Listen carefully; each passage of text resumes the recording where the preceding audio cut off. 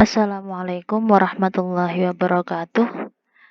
Baik, kita mulai mata pelajaran bahasa Arab wajib kita pada pagi hari ini dengan bacaan basmalah. Bismillahirrahmanirrahim. Sebelum kita mulai untuk kelas 11 mohon ikhlasnya bantuan surat Al-Fatihah yang ditujukan kepada almarhumah Ibu Laili Rahimahatin yang telah meninggal dunia kemarin pada hari Jumat. Semoga amal beliau diterima di sisi Allah. Amin. Ila hadratin Mustafa Muhammad sallallahu alaihi wasallam. Khususan ila hadrati arwahi Ibu Laili Rahimahatin. Al-Fatihah.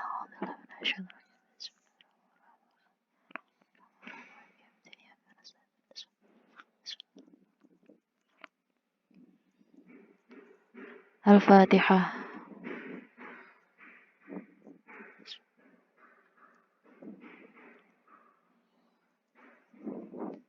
Al-Fatihah.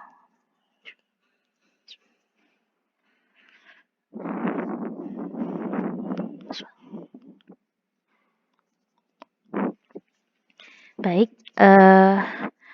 terima kasih atas bantuan surat Al-Fatihahnya. Kemudian kita bisa melanjutkan materi kita. Kalau dalam LKS materinya ada pada halaman 50. Nah, nanti setelah saya menjelaskan ini, silahkan boleh kalian sambil melihat di LKS halaman 50. Judulnya adalah Al-Jumlah Al-Ismiyah wal Jumlah Al-Fi'liyah. Beberapa mungkin sudah pernah tahu tentang jumlah ismiyah dan jumlah fi'liyah, akan tetapi di sini akan saya ulangi kembali, siapa tahu ada yang lupa atau mungkin dulu-dulu masih belum paham. Nah, di sini akan kami bahas kembali. Oke, bismillahirrahmanirrahim. Yang pertama, apa sih jumlah itu? Jumlah dalam bahasa Arab maksudnya apakah jumlah 1 ditambah 1 sama dengan 2 itu namanya jumlah? Apakah seperti itu? Nah, sedangkan jumlah dalam bahasa Arab itu sama sekali berbeda dengan jumlah yang kita bahas dalam istilah dalam bahasa Indonesia. Oke, sekarang kita akan membahas tentang jumlah dulu sebelum masuk jumlah ismiyah dan jumlah fi'liyah. Oke, jumlah. Kita akan membahas contohnya dalam bahasa Indonesia terlebih dahulu. Sekarang tolong perhatikan kalimat yang ada dalam contoh. Yang pertama, contohnya adalah ini pesantren. Oke, kita semua langsung bisa membayangkan ini pesantren. Oke. Kemudian bandingannya dengan kalimat yang kedua, pesantren ini. Nah, kalimat yang pertama bisa dicek itu ini pesantren, ya. Ini pesantren, ini pesantren. Kemudian yang kedua, pesantren ini. Nah, kalau dirasa-rasakan antara kalimat yang pertama dengan kalimat yang kedua, kira-kira paham yang mana sih? Bisa memahamkan yang mana? Ini pesantren atau pesantren ini? Nah, saya kira semuanya sudah bisa memahami bahwa yang memahamkan adalah yang kalimat yang pertama. Ini pesantren. Daripada dengan pesantren ini. Kalimatnya semuanya ada dua kata sama, tetapi beda urutan saja. Ini pesantren dengan pesantren ini. Nah, kalau kita lihat bahwasanya untuk dua kalimat ini, oke, kita lihat. Oke, nah bisa dilihat di sini. Yang pertama itu memahamkan, ya enggak? Ini pesantren. Kita tahu, oke, ini pesantren. Mungkin nanti ada pertanyaan selanjutnya, pesantren apa, di mana. Tapi kita sudah tahu memahami bahwa ini pesantren. Sedangkan kalimat yang kedua, pesantren ini masih belum selesai. Kenapa pesantren ini? Ya kan? Belum memahamkan. Nah, itulah adalah salah satu contoh jumlah dalam bahasa Indonesia. Yang mana yang jumlah? Jelas yang pertama. Ini yang namanya jumlah ini pesantren. Kalau yang pesantren ini belum bisa dikatakan jumlah. Perbedaannya ada di sini. Memahamkan dan juga belum memahamkan. Kita lanjutkan. Yang kedua. Nah, kemudian ada kata lagi, saya juara kelas. Saya juara kelas. Oke, bisa paham ya? Ada seseorang mengatakan saya juara kelas. Kemudian yang kedua, kalimat yang kedua, jika saya juara kelas, oke, satu kalimat yang memahamkan antara kalimat yang pertama ini dengan kalimat yang kedua ini jelas memahamkan yang saya juara kelas daripada kalimat yang kedua jika saya juara kelas. Kalau kalimat yang kedua jika saya juara kelas pasti ini ada lanjutannya, ya kan? Kalau saya juara kelas itu sudah selesai. Oke. Misalnya Nur juara kelas. Oke, kalau misalnya Fatim bilang, jika saya juara kelas, kenapa? Belum selesai. Mungkin saya akan traktir teman-teman satu kelas. Nah, jadi kita bisa tahu bahwasanya jumlah itu adalah yang kalimatnya meskipun sedikit tapi memahamkan. Ya, sedangkan kalimat yang kedua ini ada 4 kata, tetapi justru tidak memahamkan. Gitu. Itu adalah jumlah. Selanjutnya, di sini saya kasih tulisan yang saya juara kelas itu paham, sedangkan jika saya juara kelas maka belum memahamkan. Oke, sampai di sini bisa dicerna atau nanti kalau misalnya tidak paham boleh ditanyakan. Kita lanjutkan yang kedua selanjutnya. Oke, di sini saya kasih kesimpulannya. Berdasarkan yang kita bahas tadi, mungkin saya sudah mengatakan di awal tadi kesimpulannya apa gitu. Nah, coba nanti silahkan ditulis di Google Classroom-nya kesimpulan dari pengertian jumlah itu bagaimana berdasarkan yang saya sampaikan tadi. Oke, kita lanjutkan sekarang. Nah, setelah kita memahami tentang jumlah itu apa sih? Nah, sekarang kita membahas ya jenis jumlah. Dalam bahasa Arab, jenis jumlah kita semua sudah tahu beberapa mungkin atau bahkan semuanya sudah tahu. Ada dua jenis jumlah. Yang pertama adalah jumlah ismiyah, yang kedua namanya jumlah fi'liyah. Oke, jumlah ismiyah, kemudian jumlah fi'liyah. Berdasarkan dari katanya saja ismiyah, jumlah ismiyah, jumlah isim, kemudian jumlah fi'liyah, jumlah, kemudian ada kalimat fi'il. Nah, di sini nanti kita akan membahas apa sih jumlah ismiyah itu dan apa jumlah fi'liyah. Baik, kita lanjutkan. Oke, di sini sudah ada beberapa contoh dalam tabel. Yang pertama adalah al-jadwalul awal. Kemudian ada al-jadwalul tsani. Ada kolom yang pertama, ada kolom yang kedua. Sekarang kita bahas yang kolom pertama dulu. Oke, silahkan diperhatikan. Yang pertama adalah sholla au yusolli al-muslimu. Nah, perhatikan kalimat yang awal ini. Sholla, yusolli. Nah, sholla dan yusolli ini namanya kalimah fi'il. Yang sholla ini adalah fi'il madhi, sedangkan yusolli adalah fi'il mudhari. Oke, kalau kita maknani gimana sih, Cah? Sholla, sholat, sopo, al muslimu, wong Islam. Berapa? Satu jumlahnya. Oke, jadi sholat, sopo al muslimu, wong Islam, siji. Kalau yusolli itu namanya fi'il mudhari berarti sedang atau bakal. Nah, bakal sholat sopo al muslimu wong Islam. Kemudian kita tarik ke bawah. Contohnya sama semua. Sholla yusolli. Tapi di sini ada perbedaannya al-muslimu, al-muslimani, al-muslimuna. Kalau al-muslimu itu adalah muslim jumlahnya berapa? Satu. Kalau al-muslimani jumlahnya adalah dua. Sedangkan al-muslimuna jumlahnya tiga atau lebih. Nah, laki-laki atau perempuan semua ini? Al-muslimu, al-muslimani, al-muslimuna. Kita semua tahu bahwa ini modelnya adalah laki-laki gitu.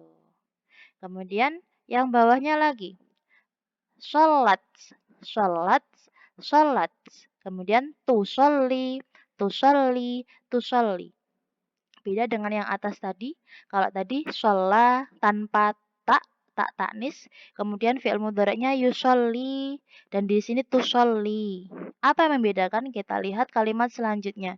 Kalau tadi sholla au yusollil muslimu, kalau yang ini sholat au tusallil muslimatu. Oke, ada tak marbutoh yang menunjukkan bahwa satu, dua, banyak. Ini semuanya adalah perempuan. Oke, semua ini adalah mu'annas. Makanya menggunakan kalau fi'il madhi tak taknis, ini namanya tak taknis. Nah, atau menggunakan kalau fi'il mudhari' berarti ini namanya tak huruf mudhari'ah gitu. Jumlahnya berapa? Sama dengan ini tadi al-muslimatu jumlahnya 1, al-muslimatani jumlahnya 2, al-muslimatu jumlahnya 3 atau banyak. Nah, jadwal yang pertama ini atau kolom yang pertama ini semua kalimatnya didahului oleh kalimah fi'il. Sedangkan yang kedua kita lihat di sini justru diawali dengan al-muslimu, al-muslimani, al-muslimuna, al-muslimatu, al-muslimatani, al-muslimuna. Kita semua tahu kalau ada al itu namanya kalimah isim. Nah, sekarang kita maknani al-muslimu utawi wong Islam siji iku mujtahidun. Wong kang temenan. Nah, jadi kalau ini tadi didahului kalimat isim cah, kalau maknanya al muslimu utawi wong Islam iku mujtahidun wong kang temenan. Sedangkan yang pertama tadi, contoh yang pertama tadi, sholat sopo al muslimu wong Islam siji. Apa yang membedakannya? Nah, kayak kalau sekarang ini dimaknani al-muslimani utawi wong Islam loro iku mujtahidani wong kang temenan karone. Al-muslimuna utawi pira-pira wong muslim akeh iku mujtahiduna pira-pira wong kang temenan kabeh. Kalau yang ini tadi, yang pertama tadi, jadwal yang pertama, sholat sopo al-muslimani, sopo al-muslimuna. Inilah yang membedakan antara jadwal yang pertama dan jadwal yang kedua. Nah, kira-kira yang mana jumlah ismiyah, yang mana jumlah fi'liyah? Oke, kita lanjutkan. Yang mana jumlah ismiyah dan yang mana jumlah fi'liyah? Nah, di sini sudah saya kasih panahnya.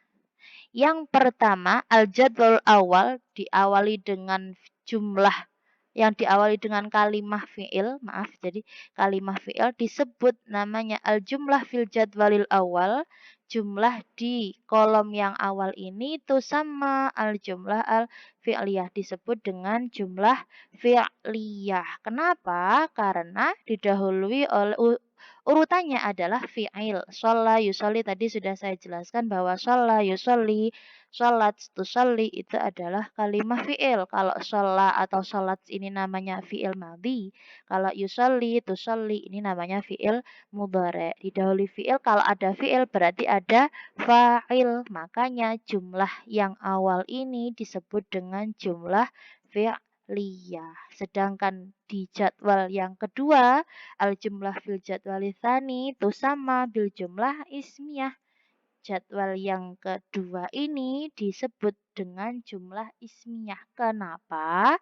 Karena susunannya adalah mubtada dan khobar. Kenapa mubtada dan khobar? Sudah kita bahas tadi di awal. Cara maknanya al-muslimu utawi wong Islam iku mujtahidun. Nah, itu namanya jumlah ismiyah. Atau lebih enaknya diawali dengan kalimah isim gitu. Ada al-muslimu. Selain itu juga ada kalimat isim yang tanpa al. Misalnya hadza. Nah, hadza itu namanya isim isyarah. Misalnya hadza muslimun. Ini adalah orang Islam. Itu juga disebut jumlah ismiyah. Atau misalnya eh, hadzal kitabu. Nah, kalau hadzal kitabu itu artinya adalah kitab ini. hadzal kitabu. Kalau kitab ini tadi kita sudah bahas di awal, kitab ini itu bukan termasuk jumlah. Kenapa? Karena belum memahamkan. Tapi kalau hadza kitabun itu justru bisa disebut dengan jumlah. Kenapa? Bisa memahamkan. Oke, ya. Oke, sampai sini. Oh, kita lanjutkan. Masih enggak? Oh, habis ternyata. Oke. Jadi cukup sekian yang saya bahas. Nanti tugasnya adalah kalau memang belum paham silahkan diputar lagi videonya, monggo. Kemudian yang pertama nanti adalah tuliskan kesimpulan dari yang saya tanya tadi, bukan semuanya ya, kesimpulan dari jumlah. Jumlah itu apa sih? Nah, silahkan ditulis, boleh diketik di classroom-nya langsung, atau mau ditulis di buku tulis, nanti difoto, kemudian diupload, monggo. Itu tugas yang pertama. Tugas yang kedua adalah memberikan feedback. Feedback untuk materi ini. Feedbacknya bagaimana? Feedbacknya adalah kalian boleh satu bertanya. Jadi sampean boleh ngetik di tugas classroom-nya itu, Bu tanya seperti ini, karena ndak paham mungkin pertanyaannya. Atau yang kedua, mau menambahi, boleh mau menambahi teorinya atau mau menambahi contoh-contohnya. Misalnya, tadi yang saya contohkan masih sekedar al-muslimu mujtahidun. Boleh mau mencontohkan yang lain lagi, entah itu dari isim isyarah atau dari yang lainnya, monggo terserah, boleh. Mau menambahkan contoh juga boleh, mau bertanya juga boleh, atau malah mau misalnya, Bu kelihatannya kok ini keliru ya, ada pembenarannya seperti ini, boleh. Jadi terserah, monggo feedbacknya yang jelas berhubungan dengan materi yang kami sampaikan ini. Oke, saya cukupkan. Selamat mengerjakan. Saya tutup. Syukran ala timamikum. Terima kasih atas perhatiannya. Akhirul kalam. Assalamualaikum warahmatullahi wabarakatuh.